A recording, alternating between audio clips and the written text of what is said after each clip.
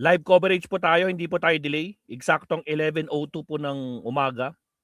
Nakikita May niyo. I direct Vice Chair Bel Zamora to confirm to the committee that the BIR box remains sealed.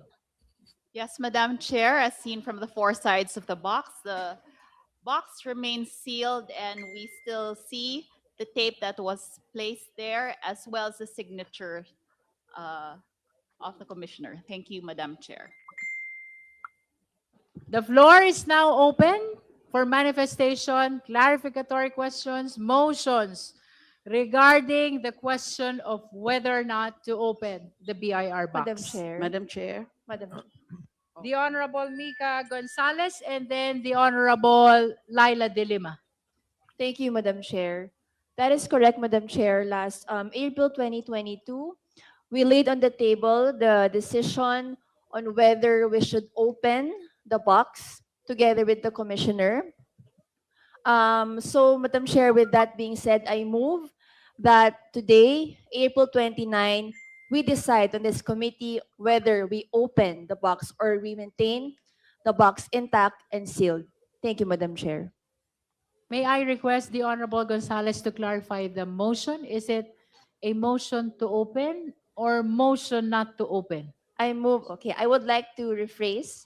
I move, Madam Chair, Tagalogin na lang po natin, na desisyonan na po natin ng issue na ito kung bubuksan o hindi ang box na isinumite ng BIR noong nakaraang committee hearing. Perhaps that is a manifestation of her intention that we deliberate first on the issue of whether we will open or not open the BIR box. Thank you, Honorable Gonzalez. Now Thank you, we Madam Chair. recognize the Honorable Laila De Lima. Maraming salamat po. Mine is a manifestation and emotion. Gusto ko pong ulitin at panindigan yung aking naging posisyon last hearing nung tinalakay po natin yung laying on the table ng issue na to para na bubuksan ba o hindi yung BIR box at i-examine yung mga tax records. Presumably yung laman yan ay yung mga BIR tax records na kasama po sa subpoena. Ang aking pong pinakaposisyon ay sako po sa kapangyarihan natin, kasama sa mandato natin, flowing from the Constitution itself, to do that, to open the box and examine the contents of the box, because these are all subpoenaed by the House Committee, and this is relevant to the issues at hand, to the ground of unexplained wealth. Totoo po, nung sinabi nga po nung BIR Commissioner, nung nandito po siya nung April 22, na meron ho yung provision sa National Internal Revenue Code, Section 270, which establishes the general prohibition on the disclosure of taxpayer information. At pinipinalize nga po yung unlawful divulgence by BIR officials and employees of those taxpayer of any taxpayer information. Pero meron ng mga exception. Ang isa po sa exception ay kapag ang mismong House in an inquiry in aid of legislation ay i-request ito, pero dapat nasa executive session. Yun po yung malinaw na exception. Ang posisyon ko po ay kung exception na tinuturing ang paghingi o pag-request ng House, an appropriate House Committee in aid of legislation, lalo pong Makwan, dapat shout out. payagan, lalo pong i-recognize yung pagkuha ng impormasyon na yan while sitting in an impeachment proceedings ang komiteng ito. Because higher level at superior level po ang status ng ating komite kapag sitting in an impeachment proceedings. Now, to be unequivocal about it, Madam Chair, the constitutional duty vested upon this body cannot be impeded, curtailed, or conditioned by statute. Any law, however worded, must yield when it stands in the way of a direct constitutional command. Section 270 imposes a prohibition, but Section 20A carves out an exception. But both remain statutory in nature. Neither can prevail over the Constitution. Kung papayagin natin ang isang probisyon ng batas, yung NIRC, ang magdidikta o maglilimita sa kapangyarihan ng komiteng ito na isang mahalagang organo sa ating sistema ng pagpapanagot, para na rin nating ibinaba ang konstitusyon sa antas ng ordinaryong batas. Hindi po ito katanggap-tanggap. The Constitution is supreme. Statutes are subordinate. Administrative interpretations, just like what was shared to us or shared with us by the commissioner of the BIR, are even more so subordinate to the Constitution. When the Constitution commands, all else must give way. We are convened as the House Justice Committee, acting not in our ordinary capacity to legislate, but in the exercise of one of the most solemn powers entrusted to this body, the power of impeachment. And this power is not incidental. It is not auxiliary. It is a direct constitutional mandate designed as a check against grave abuse, betrayal of public trust, and wrongdoing by the highest officials of the land. In this context, I respectfully submit that the refusal to open and examine the income tax returns in question on the basis of statutory confidentiality under the National Internal Revenue Code is a misapprehension of the constitutional order. Let us be clear, uulitin ko lang po, impeachment is not a mere legislative inquiry. It is a distinct constitutional process. To allow a provision of the tax code to override the constitutional power of impeachment is to invert the hierarchy of laws. It would mean that a legislative enactment intended for general administration could defeat a specific constitutional mechanism designed to ensure accountability at the highest levels of government. That cannot be the law.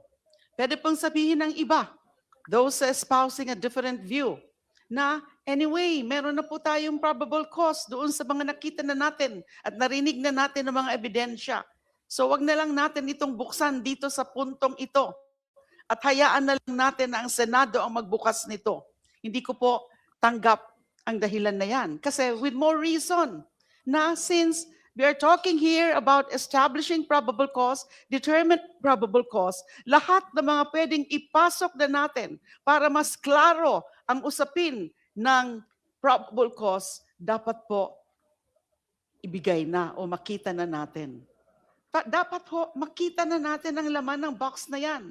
Hindi ho natin pwedeng ipadala lang sa Senado na hindi natin alam. Kasi later, tayo rin po ang prosecutors. It's the House acting through a panel of prosecutors ang titingin nito at magprepresenta nito before the Senate. Now, dapat makita na po sa puntong ito natin.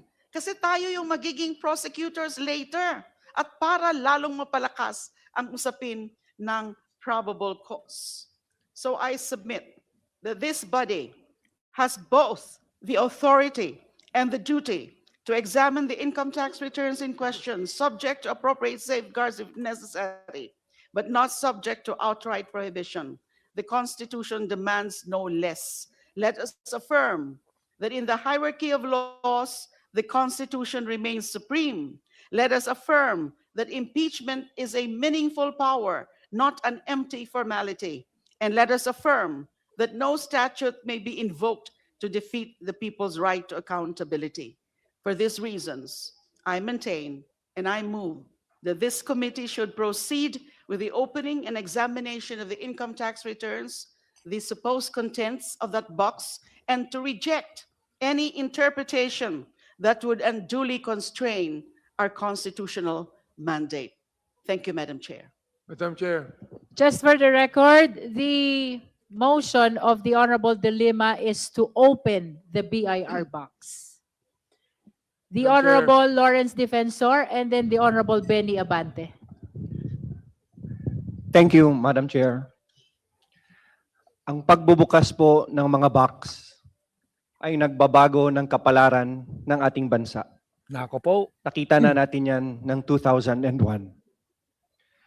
At tandaan po natin at wag na wag nating kakalimutan na ang impeachment is the highest form of national inquest to determine the accountability and fitness of the highest leaders of the country. Oo nga. Dapat Baka- pong mabuksan ang box na yan. Baka hindi buksan sa Dahil pag hindi Senado nabuksan yan, Marami parang sila dun. tayo ang gumawa ng betrayal of public trust. Marami sila dyan. We Eh. should let the Filipinos see what's inside that box Tama. and allow the members of this Baka hindi committee buksan yan sa to Senado. assess Tama ka dyan. what evidence is inside the box. Kung ito ba ay nakapagpapatatag ng ebidensya laban sa Vice President o Press 1 sa mga makakasuporta gustong buksan yung box. sa Press 1, respondent press 2 at sa hindi. kanyang posisyon na siya ay walang kasalanan. Press 1 sa mga gustong Madam buksan. Chairman, there is no other mandate Press 2 for sa the hindi. House of Pag bubuksan, Representatives Press 2. having the sole power to initiate impeachment complaints, but to open the evidence and to let the members assess and decide for themselves how it will play a part in the exercise of their vote in this committee and in Ang dami plenary. nagwan. Thank you so much, Madam Chair. Ang dami nagwan. Thank you, Honorable Lawrence Defensor. Next is the Honorable Benny Abante. Madam Chair, And then Honorable Chua, and then Honorable Vice Chair Po, and then Honorable DS, Janet Garin, and Congresswoman Bernadette Barbers, and Congressman Judah Sidre. It seems everybody wants to speak, and Congressman Tino, Alam nyo guys, and Congressman Eming Teka Pascual. lang. Now, let us wait lang, recognize suppose ko lang. Alam nyo si Guanzon, tinakot niya itong mga congressman, congresswoman. Huwag niyong bubuksan yan.